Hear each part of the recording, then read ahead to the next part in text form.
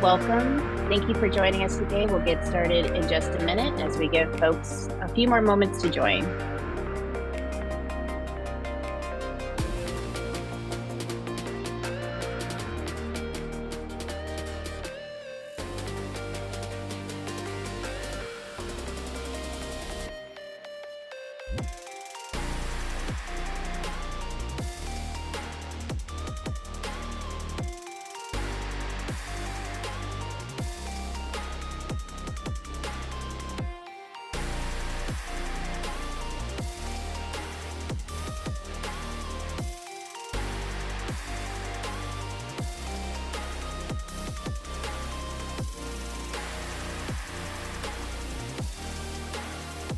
All right, I think we can get started. So good afternoon, everyone. My name is Shannon Serrato. I'm the Director of Engagement here at Cradle-to-Career, and we are so happy to have you join us today for our very first community conversation of 2025. Before we jump into today's session, I want to go over a bit of housekeeping. So as you may have heard at the top, this meeting is being recorded and will be made available to the Cradle-to-Career YouTube page, as well as posted to the Cradle-to-Career website under meetings and community conversations in the coming days. Equity and accessibility are central as always to our work here as we build the data system, and our meetings are available in the languages needed for the populations that we serve. So to that end, today's meeting is closed caption enabled. To turn on captions, click the three dots to the far right bottom of your screen and select captions. You can also select your preferred language by launching the CC button at the bottom of your screen. And we are once again glad to have Spanish interpretation services offered for today's session, with a big thank you to Mark Gutierrez for joining us this afternoon. And with that, I'm going to hand it over to Mark for a few instructions on how to enable interpretation for today's session. Thank you, Shannon. We'll do that now for the benefit of our Spanish-speaking audience. Muy buenas tardes a todos que nos acompañan en español. Queremos dejarles saber que tenemos interpretación al vivo disponible. En breve, verá en la parte inferior de su pantalla un icono de un globo terráqueo que dice Interpretation o Interpretación. Selecciónelo y de ahí seleccione su idioma Spanish o español y podrá escuchar todo el programa en su idioma. Now, for those listening in English, please note if there happens to be a comment or a question given in Spanish, you can hear a live rendering of it by selecting the globe icon that says interpretation that will appear at the bottom of your screen in just a moment, and by selecting English. Thank you, Shannon. Back to you. Thank you. All right. So while participants are muted for today's meeting, you're welcome to ask any questions that you may have in the chat. If you have a specific question about the student experience report today that you want answered, we encourage you to drop into the Q&A so that we can answer them and keep an eye out on them for the tail end of today's session. And finally, I want to highlight that we are again utilizing the community guidelines that we created with you all to guide today's meeting. We want to foster a brave and shared space that is respectful, and we appreciate your commitment to building community with us today. Next slide, please.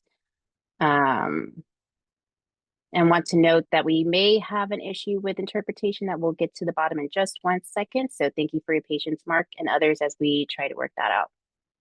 Okay, so we're going to learn a little bit more about C2C and each other. So the Cradle-to-Career data system was named in state legislation to be California's source of actionable data and research on education, economic, and health outcomes for individuals, families, and communities.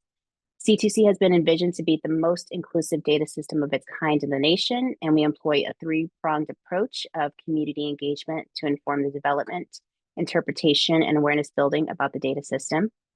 We're scaling tools to support college planning and transition, and we're working to build an analytical data set on education and job outcomes. So for more information, we have a handy infographic that's available at C2C using the bit.ly on your screen, and I will drop that into the chat as well. All right, next slide, please. Okay, so that's enough about Cradle-to-Career for now. Let's hear from you. We hold these community conversations to have a direct line of communication with the public, and we want to know who's joining us today. So we've got a couple of questions for you. So first, please share your name, organization, if you're representing one, and where you're joining from today.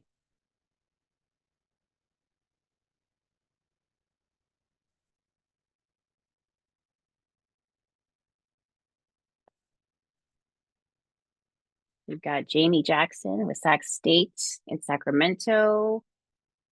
As always, they come in so fast and furious. We've got Joyce with UC Davis, Laura, Sonoma County Office of Education, Lauren Flores, David Radwin, California Competes, Stephanie also with UC Davis. Well, UC Davis group today. I wonder why that is.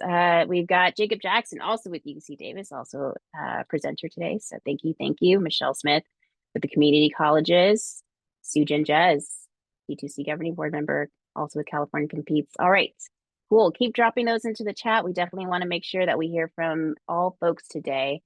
So second question, is this your first community conversation with us? Or maybe this is number 10. How many have you joined? And what are you most looking forward to? Daniela Ventura, also with UC Davis. Joyce says this is her first one. Great. Hold on just 1 second. We're having some technical issues with the screen. Thank you all. Selena, this is your first one. Sharon, also your first one. Laura, first one. So we've got a lot of first timers here. Thank you so much for joining us today. Really excited that you're joining us during your lunchtime, effectively what is a Monday. So really appreciate you joining. Jacob says so many. Thank you as always. All right, and so the last one, we've got a very fun question, but you're gonna have to bear with me. It's a little bit more involved than the past. We want to hear about your role. If you could describe your role, what you do day in and day out, using only 3 emojis, please drop them into the chat. For folks who are not so familiar with Zoom, you can find emojis located in the chat functionality. It's a little smiley face. So I'm going to drop mine in while folks put on their thinking caps and figure this out because it's a little bit harder. So you'll see here, I've got my handshake. This is something that I take very seriously. We build relationships here at Cradle-to-Career. Collaboration is one of the main values that we take very seriously here. So making sure that we are engaging with the public, students, families, educators, policymakers, board members, we do it all. And we really love to make sure that we are engaging with folks, especially as we're building a longitudinal data system that will serve all Californians. And so I love that aspect. I've also dropped in like the speaker emoji because we amplify those messages. We want to make sure that we are being open and transparent. And then I've got a little razzle dazzle because I think that that's just C2C. We just add a little bit of extra pizzazz. So just love that. And I see a lot of things. We've got a lot of graphs. We've got some tools, handshakes, computers, lots of computers, people behind the computers. Joyce, I'm really curious about this one. We've got, looks like institution hand-holding a horse. Just gonna pause there. Oh, UC Aggie. Got it. Sorry. I really appreciate you explaining that to me because I was like, oh, okay, you're on farm. Great. No grad cap. Got it. Understood. Okay. Thank you all. I really do appreciate that. We've got a lot going on today, so we're just gonna dive next into the agenda. Next slide, please. Okay, so it really was wonderful to get to know a little bit more about you all today, but we've got a full agenda as you can see, so we're going to dive into it. We've heard from folks that they really want to learn more about what we've got going on at C2C, so we always try to provide some updates. So I'll give some quick highlights about what we've got going on. And then following that, you're going to hear from Dr. Jacob Jackson with the California Education Lab on this year's Student Experience Report. And then you're going to hear from C2C's Dr. Parati. She's our research data specialist here who's going to dive further into the report findings. And after all of that, we're going to make sure that we have some Q&A before we close. Mallory's got Octopus, Bank, and Key. I would love for you to explain some of these further into the chat. This is so fascinating to me. Okay, next slide, please. Okay, so just a few updates as we get into today's session. So first, during the planning process for Cradle-to-Career, state agency representatives and community members recommended that the analytical data set include information on workforce training to deepen understanding about ways that adults prepare for jobs and to identify how education and workforce training relate to employment and earnings. So we're preparing for this expansion this year. We are working with the Labor and Workforce Development Agency, LWTA, to identify priority research topics and the data points necessary to answer those questions. We're facilitating discussions with state agencies to support the expansion of a P20W analytical data set. And we're convening a task force of community members who are workforce data experts to identify additional priority questions and information required to answer those queries. So the task force will convene over the course of 4 meetings, and we're already halfway through. We've just held the second meeting virtually on February 6th, and we'll hold the last 2 in March and April, respectively. But we want to make sure that we're giving the public an opportunity to share your thoughts about the workforce data expansion. So we'll be holding a community conversation at the beginning of April on the subject. So if you're interested in workforce data expansion, we encourage you to join to learn more and to share your thoughts. We're also excited to share this year's advisory board application process. It opens in April. So every year, a third of C2C's advisory board members, data and tools, and community engagement cycle off. So we are looking for new folks to join our advisory boards. And we'll be holding a community conversation at the end of April to share about this year's application process and to answer questions from the public before folks apply. And then in addition to all of those community conversations, we've got quite a few additional public meetings coming down the pike, and we encourage you to join us either virtually or in person. At the end of this month, in 10 days, February 28th, C2C's governing board will meet at C2C's headquarters at 400 R Street in Sacramento. And then in March, we'll hold the first advisory board meetings of the year. So on March 19th, we've got our Data and Tools Advisory Board meeting, and we've got our Community Engagement Advisory Board meeting 1 week to follow on March 26th. We've got a lot of advisory board meeting, our members on the line. So just looking forward to seeing your faces and really being in community with you all. So with that, I'm going to hand over today's session to Dr. Jacob Jackson, Director of Research Partnerships with the California Education Lab, who will kick off today's conversation on C2C's annual Student Experience Report out today. Over to you, Jake. Thank you so much, Shannon. As Shannon mentioned, I'm Jacob Jackson. I'm Director of Data Partnerships for the California Education Lab at UC Davis. So first, I want to talk just a little bit about who we are. California Education Lab is a collaborative group of researchers investigating important questions of education policy and practice in California. And you can see, if you look at the map here, our data partners listed, each of the public segments of K-12 and higher education, as well as the Student Aid Commission and our newest partners here, the Office of Cradle-to-Career.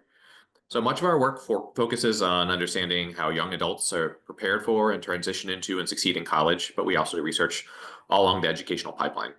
Our projects explicitly aim to understand and improve persistent inequalities in educational attainment for students from different backgrounds, different racial ethnic backgrounds, or socioeconomic backgrounds. Let's flip to the next slide. So to create this report, we constructed a survey with input from the Office of Cradle-to-Career and also the California Student Aid Commission. And I have co-authors on this report, Nicole Kurlander, Stephanie Luna Lopez, Christina Sun from the California Education Lab, and then 2 members here, Judy Chan and Elizabeth Parati from California Cradle-to-Career Data System. Together, we worked to create a survey of 64 questions, a mix of selected response question and open response questions. And the survey invitation and the link were sent to every single high school senior who filled out a FAFSA or a CADA, which is the California DREAM Act application, by July 1st, 2024. The survey in total yielded about 11,000 responses. That's about a 4% response rate, which may seem small, but it's typical of large-scale surveys just like this. Let's flip to the next one. So after getting all of these responses, our first step was to see how representative our sample was. So while all students who completed a FAFSA were asked to participate, not all students, of course, did participate in the survey. And not all students fill out the FAFSA or a CADA in their senior year. So to check this, we lined up our sample, which you might see here in the blue bars, against graduating high school seniors in gold there to see if our sample matched up well on terms of race and ethnicity. And you note here that the bars are different, but pretty similar. So our rich sample of 11,000 students matches roughly the racial composition of California high school students at 12th grade. Let's flip to the next one. So our sample frame is those who have filled out a FAFSA, which is a free application for federal student aid, or the CADA, the California DREAM Act application. As you might know, California is a universal FAFSA state, so ideally everybody fills out a FAFSA or a CADA during their 12th grade year. but many students opt out or choose not to fill out any financial aid form. So students who are potentially uninterested in college or may not want to fill out the form for another reason, they're not represented here in our sample. So to that note, in our sample, about 94% of students were planning on attending college in the fall. Now we know from work that CDE has done that just about 62% of high school seniors from a few years ago went to college. So this sample likely skews towards college goers. And another data point suggests this as well. Students often take college preparatory coursework. In California, we call this A to G coursework, which you may be familiar with. It's required for being admitted to a CSU or a UC. A to G is a collection of math, English, history, science, and other courses that meet CSU and UC standards. At least 76% of our sample said they were A to G compliant, and that compares to about 52% last year in total.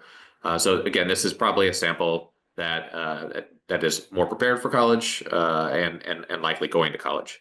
So this has advantages and disadvantages.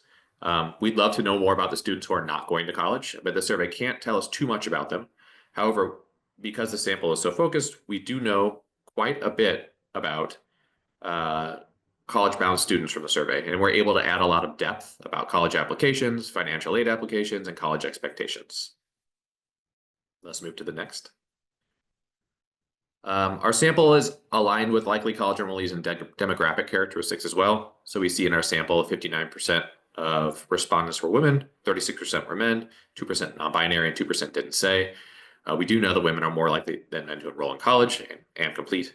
And to compare that to high school in California, where it's closer to a 50-50 split, with 52% listing male and 48% listing female for 12th grade. If we look at parent education, we see that about 48% of our respondents have parents who did not attend college. So we're going to call them, in shorthand, first-generation college goers. About 46% had parents who did attend college, and about 6% of respondents did not know their parents' education level. So all in all, likely skews toward college goers, but we have a fair amount of information on students who are not planning on going to college as well. All right, next. So let's dig into some findings about this high school senior class in 2024. So in this brief survey overview today, I'll talk about college readiness and transition to college. There's more stuff in the report, and I hope you have time to read it. So we talked before about college preparatory coursework or A to G coursework. Not all courses count toward a student's A to G coursework, and only about half of students in the survey found it easy to keep track of their A to G courses. 29% found it somewhat difficult, and 5% found it very difficult to keep track of their A to G courses, and 15% were not sure if it was difficult or easy. Further, we asked students who weren't on track to complete A to G, which is about a quarter of our sample, why they weren't on track. And while many students said they didn't need A to G for the college they were going to, for instance, community colleges or colleges in other states don't require necessarily students to take A to G coursework. Or some students said their grades were too low in some of the classes and they couldn't complete A to G. 25% said they did not know about the A to G requirements, and 8% said their high school did not offer the necessary courses. So because we're in C2C and these are some potential intervention points, students would benefit from knowing about A to G, which courses are satisfying their college preparatory requirement, which are not, and how close they are to their goals. Let's click to the next one. We'll talk about another big way students prepare for college, and that's while taking college courses while in high school. This is usually called dual enrollment, and it's often offered in a partnership between a local community college or university and a high school. And dual enrollment has seen significant growth in California. We know that statewide in 2022, about 22% of students took at least one dual enrollment course during their 4 years of high school. Great thing about these courses is they often count for both high school and college credit. To that end, we asked students why they enrolled in dual enrollment, and many of them mentioned the benefits. Most commonly offered is they wanted to reduce the number of classes that they needed to take in college. They wanted to improve their chances of getting into college, or they wanted to enroll in courses that just weren't offered at their high school. So in our survey, if you look here at this graph and the gold bar, we see that about 39% of students said they took at least one dual enrollment course. So that is more than the average in California, but keep in mind we have a sample that's likely a little more college bound. But note that across our sample, not all students are enrolled in dual enrollment at the same rates in the state. So white nation students are more likely than Hispanic or Latinx students, Black students, or American Indian Alaska Native students to enroll in dual enrollment. Let's click to the next slide. Let's stick with dual enrollment for a second. Of the students who do take dual enrollment, not all found it easy to use the coursework in their transcripts. So about half of students found it either somewhat or very difficult to add dual enrollment to their transcripts, and about 6% of students found it very difficult. Students were also not aware if they were satisfying A to G requirements with their dual enrollment courses. 22% said they were, 27% said they weren't, but a majority of students did not know if the college coursework they were in was also satisfying their high school A to G requirements. Just as before, there's some information gaps that could be filled here. Students would really benefit from knowing about dual enrollment options in the first place, but also those who are involved would benefit from finding out about how to use those credits for both high school and college purposes. Now let's flip to the next one. Thanks. Another important step in the high school to college transition is financial aid. We asked a few questions about financial aid as well. We know that students who receive financial aid, for example, are likely to do better on a host of outcomes, including persistence and graduation. This comes from prior research. But in order to get financial aid, including loans, federal grants, and many state grants, students often have to fill out a FAFSA or California DREAM Act application at CADA. We asked students why they completed a FAFSA or CADA, and as I mentioned before, California's universal FAFSA state for the past few years. And so ideally all 12th grade students would be completing a FAFSA, and their schools and districts would be making sure they did, but not everybody has to. We asked students why they completed a FAFSA, and keep in mind, we only have information on students who did complete one. That was our sample frame. We asked them why they did, and you would think that most students would say they wanted to get some financial aid or see if they were eligible for financial aid. And it's true, about 62% said they were. That's that big bar there on the left. About 40% said it was a graduation requirement. 26% said it was an expectation at their school, and 8% said it was an assignment for class. And we had some students give some other reasons as well. Students could list multiple reasons, so these don't add up to 100. You'll see that several times during the presentation. So if we take those middle three categories, it was a graduation requirement at my school, or it was a school expectation, or as part of a class assignment, over half of students are in that group. And when they filled out a FAFSA or a CADA, they did it at least in part because of their school. So that's important to note as we move forward under Universal FAFSA. These may be students who don't expect to get financial aid. They may be students who wouldn't fill it out otherwise. Or perhaps they plan to go to college, perhaps they're not planning to go to college. But either way, the students who fill out the FAFSA are going to get more information about their financial prospects for attending college, and that's important. Let's go to the next one. So we'll stick with FAFSA for just a second. 2024 was kind of a tough year for the FAFSA. The federal government redesigned the FAFSA to reduce the number of questions and complexity. However, that caused it to launch 2 months later than normal, and then it was plagued with some technical difficulties, resulting in many students being unable to fill out the FAFSA on their first try, or potentially at all. This pushed back financial aid deadlines at CSU and UC. It was well covered in the media. So because of that, we asked, who do students turn to for help on the FAFSA? And students listed multiple sources of help. And here we have them in order of frequency from left to right. Students most often listed high school counselors.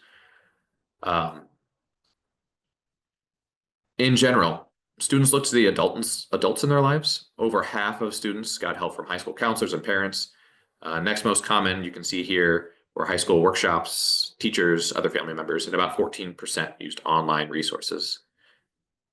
This was helpful information, but we also noted there were great differences by whether or not the respondents' parents went to college. So if we look at our first pair of bars there, the first generation college goers, which would be the blue bar there, were much more likely to rely on high school counselors than their peers who did have a parent who went to college. That's the gold bar.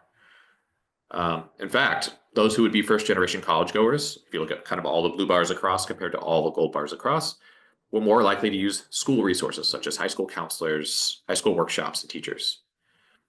If you look at one place where the gold bars are much higher than the blue bars, that's those who have parents who went to college were much more likely to use their parents for help and less likely to use other kinds of resources. And interestingly, they were a little more likely to use online resources as well.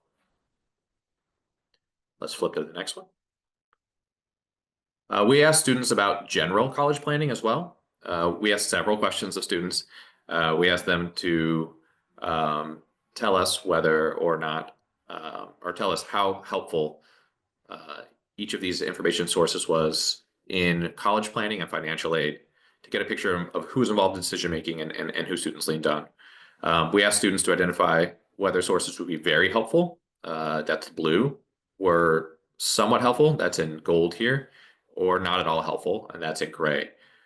And so the students answered each of these questions. You can see that most found all of these sources at least somewhat helpful. Over 75% found all sources either very or somewhat helpful, except for social media, where 1 in 3 students didn't find it helpful at all. And you can see that adults and students' lives are among the most helpful sources of information. So about 40% of students found high school teachers and counselors very helpful, and about 90% of them found them very or somewhat helpful. Let's flip to the next one.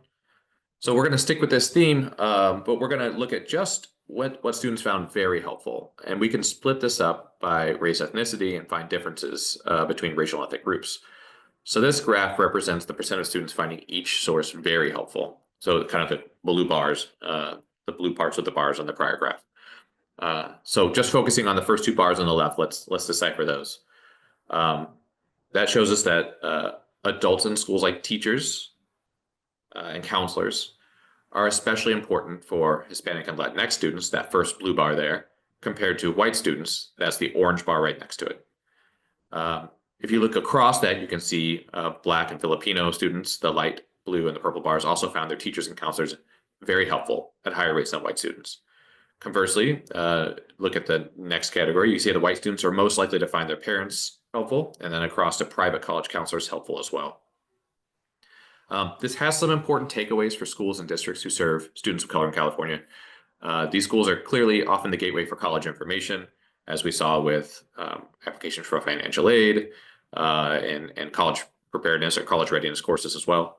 And they're important to the overall transition into college. Let's skip to the next one. The report covers more topics. I really hope you'll have time to read it. But there are 2 main takeaways I see here for Cradle-to-Career that I just wanted to highlight. The first has to do with information gaps. So even students who are doing well and taking A to G classes and taking college courses while enrolled in high school are sometimes still struggling to keep track of and benefit fully from their involvement in these courses. They need help translating these college courses to their transcript and keeping track of how the courses they take align with their school requirements and their goals. Second, the importance of information and training for adults. So we can see that families, teachers, counselors play a big role in college readiness, college applications, and financial aid. The adults and seniors schools, especially those who would be first-generation college goers, really stand out as helpful groups for students. So whatever the state can do to support them with tools, data, or training to help could help more students get prepared for and even attend college. So with that, I'm going to turn it over to one of my co-authors, Elizabeth, who's going to continue to talk about the survey. All right. Thank you so much, Jake. Really appreciate that review of the student experience report findings. Quickly introduce myself again. My name is Elizabeth Parati, and I'm a research data specialist at C2C. I know that we all at C2C are really grateful for the California Education Lab's hard work and collaboration throughout this project. We're really proud of how this report has come together. And now I'm perfectly set up to share some student quotes from this year's report and connect these findings to what C2C is working on. So we'll start with student quotes in response to open-ended questions from the report. And as Jake shared, the survey asked students about a lot of different topics, including their expectations about college. Let's move to the next slide. Perfect. So we asked students about what challenges they thought they might face. And unsurprisingly, the most commonly cited worry that students had was about paying for college. Things like tuition, cost of living, books, fees. A lot of that was really top of mind for students. maybe because this survey was asking them also a lot of questions about their experience applying for financial aid. But I wanted to emphasize two other worries that we heard from students. I think that these add even more context to what is on students' minds during this time. So I'll read this first quote. "The most challenging part is being able to get my work done, finish my assignments on time while being a mom and working at the same time." So students aren't working towards their academic goals in a vacuum, or in other words, students are also working jobs, they might be parents, they may have other caregiver or family responsibilities. The ability to balance all those obligations along with keeping up with college coursework can definitely be a source of worry for many students. And here's another quote from a student. "The biggest challenge I will face will probably be advocating for myself and applying myself. I am going to have to hold myself more accountable." So many students are the first in their families to go to college, or they are experiencing being away from their families for the first time. And they may be feeling like they are not yet ready for the responsibility of being on their own and advocating for themselves in the higher education space. And so I really wanted to emphasize these two quotes because they tell us at C2C about the very real and multi-layer challenges that students face as they navigate this transition from high school to college. And these quotes serve as a reminder to those of us who are working on practical or analytic tools like dashboards, every day, that we are the ones who are in a position to make this transition a lot easier for students. And we can be the ones to do the work to reduce administrative burden of applying for college and financial aid, and hopefully empower students in the process. Next slide. Okay, so those were things that students are worried about, but we also wanted to ask students what they're excited for, because going to college is an exciting opportunity. So here's another student quote from an open-ended question about what students are excited for in college. And so this student says, "Being able to finally study what I'm interested in, and it is one step forward into a better future for myself and my family. It's also a chance to make a change in the world." For many students, college is a chance to be challenged and to explore topics they are really interested in. And sometimes it's to break generational barriers and find new opportunities to benefit themselves, their families, and their communities. Next slide. So the responsibility is on us to make sure that students have equitable access to achieve those educational goals. And so I'm now going to shift to talk about how the student experience report contextualizes and grounds C2C's work, so we can be sure that we're working on projects that address students' needs. So one of the key takeaways from this year's student experience report was that over half of the students that we surveyed experienced at least one challenge while they were applying to college or for financial aid. And so this finding isn't surprising necessarily, but it does tell us and our partners that we need to continue to scale our tools that help students plan for college. So a specific example of a partner who might be able to use this information is the California College Guidance Initiative, or CCGI, on their platform, californiacolleges.edu. As a more concrete example, students in this year's report said that they wish they had known to start planning for college earlier on in high school. And this is a really great insight for those who are working at californiacolleges.edu on their curriculum and tools that help high school and middle school students to know that they can expand their work and help students do things like explore careers or thinking about majors or comparing colleges before they get to that final year of high school. We can also use insights on how many students take college courses in high school or dual enrollment, and the reasons that students take dual enrollment. Dual enrollment, as Jake mentioned, is on the rise, especially in California. And so we at C2C are supporting the California Community College's Chancellor's Office in improving eTranscript California. This is a tool for sharing verified course taking information, such as transcripts, including dual enrollment course information. And so this project can be a solution that addresses many of the complexities that students face as they apply to college, but also can specifically ensure that students who take dual enrollment get credit for that college coursework. Next slide. So it's also not surprising that students rely on the adults around them for help during the transition from high school to college. And C2C has the ability to actually equip parents and educators with reliable data on how students navigate to and through college and into their careers. So the upcoming Student Pathways Data Story can help families, teachers, and counselors understand where students from their school district have gone to college and how much they earn after they graduate.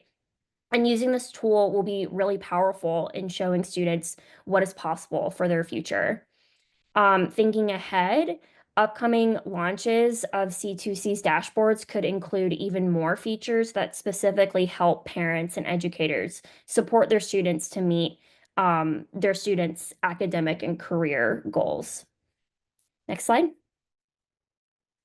Okay, so we are really excited that this year's student experience report was able to cover so many topics and have a really wide reach of students, especially to our past student experience report.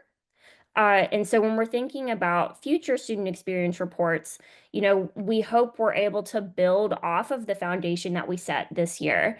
And we're excited to be able to dive deeper into topics and maybe include additional groups of students. Transfer students is like one that we are thinking about, but we're still planning. And so we hope to let future student experience reports add student voice and current perspectives to upcoming dashboards and practical tools in our analytic tools. And so with that, I'm happy to transition into our Q&A section of this community conversation. We can open it up for questions for either Jake, and I see that there might be some in the chat about the report itself. And also I have other C2C team members here as well. So Shannon, I'll let you go for it. Great. Thank you all. So we've got a few that went to just us as hosts, so we will voice those over, and then we also have a few in the Q&A that we will answer. So the first question, will these slides be shared or are they available online? We can make them available online. That's a good point. I would note that much of the information that is included in the slides today is in the report itself, but it's a good question, and we'll make sure that we have a PDF of the slides available to you, and that'll be on the landing page for this meeting today. So just want to say that out loud. Okay, and then we're going to get into the meat of some of these questions. And so the first question, are the private college counselors asked of everyone or only people who have access to them? So Jake, do you want to take A great question. So if you recall that slide, that's a slide where we asked students, who was helpful in their life, and not a lot of students answered that question. So it's a good that's highlighted in the paper, but not in the short presentation.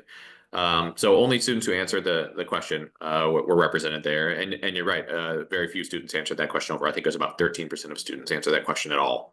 But those who did answer the question, that was the relationship we saw, where some students found it helpful and some students did not. Most students answered most of the other questions that we asked in that group about high school counselors or parents, etc. So that was the least answered one in that group. Great catch. Great, thank you. And we've got this question twice now, so very important that we answer this. Was there an incentive offered for this survey? There was no incentive offered for the survey. So just to quickly outline how this went, we worked with C2C and worked with CSAC, the California Student Aid Commission, to create the survey, and we, with the help of the Student Aid Commission, sent it out to anyone who completed And it was just via email, and they were asked to participate and given an email address, but otherwise complete a survey. And some students started and didn't finish the survey. Some students did started and finished the survey.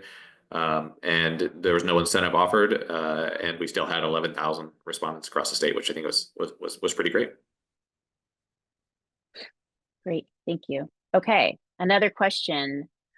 Were those helpful information sources disaggregated by parent education level by any chance, or just race, ethnicity, or first generation status? So this is another great question, a great audience. So yes, so we did that. In the paper, you'll see a lot of things that are disaggregated by race, ethnicity, and first gen. But we actually have a technical appendix, which we'll release as well, which has it broken down by parent education level, and so that is, a parent attended college, parent got a college degree, didn't attend college, attended some college. But the shorthand of it, we just kept it as first gen, and anything that we did in the paper, any kind of question we asked, we broke it down by both first gen and race, ethnicity, and gender, for that matter. Great. We've got some questions coming into the chat that we will respond to, but there's one last one that came in the Q&A. Was there a way in which the students who reported difficulties keeping track of A through G coursework could be examined by geographical area and or districts, and or compared to those institutions who are reporting actively using ccgi/californiacolleges.edu? Great question. Not at the moment, and I love your thinking like steps ahead there. I think that's great. For the next survey, maybe that's something we could aim for. Thinking about kind of tagging that data along with it. So this is just across the state for right now, and we haven't yet connected it to students' home institutions and found out about whether or not they had CCGI at their school or something like that. So I love the idea, but not yet. Great. This might piggyback off of that, but is there an opportunity to see these data by county, city, etc.? There is not currently an opportunity to do that, but hopefully maybe in future surveys, something we can think about. One of the problems is we don't want to get cell sizes too small, and we are asking questions across California. 11,000 students is really a big sample, but there might be only one student in one particular district or city or county. But it's something that we're considering. Great, thank you. I'm going to scan the Q&A quickly, but just want to flag folks are asking how they can get involved. And so just a quick note, you can always reach out to C2C. I will say this at the end of the conversation, but we have an email inbox that's monitored by the entire engagement staff at info@c2c.ca.gov. That'll come up at the end. But if you would like to reach out to us directly, please feel free to drop us a line at that inbox, and we will make sure to connect you to the appropriate person. So thank you for those questions. Going back to some of the other questions, how can industry best participate in solutions and support? How important is it that industry be connected at this level? Any thoughts from anybody on the team? Jake? So it's a great question.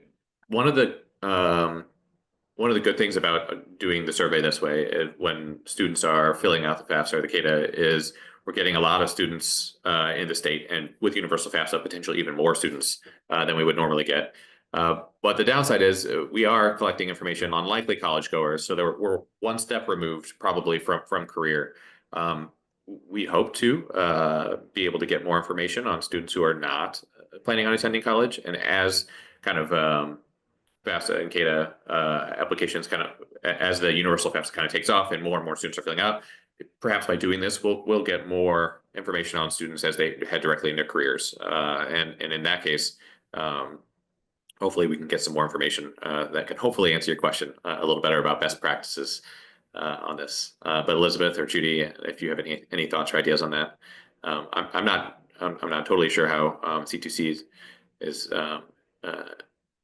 connected with industry.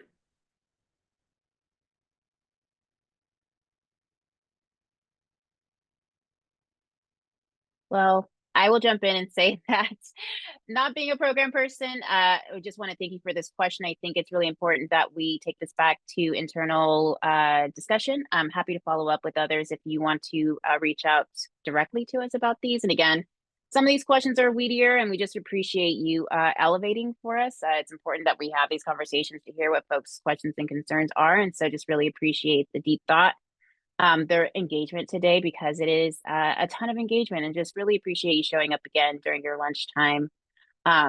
We know it's a lot to do this in the middle of the day, but just appreciate all of the folks who showed up today to hear about the student experience report. So it looks like we have answered most of the questions that have come through the chat and Q&A. Again, just a quick plug. I'm going to wrap up today's session. I'm going to give us maybe couple more seconds to see if anything trickles in.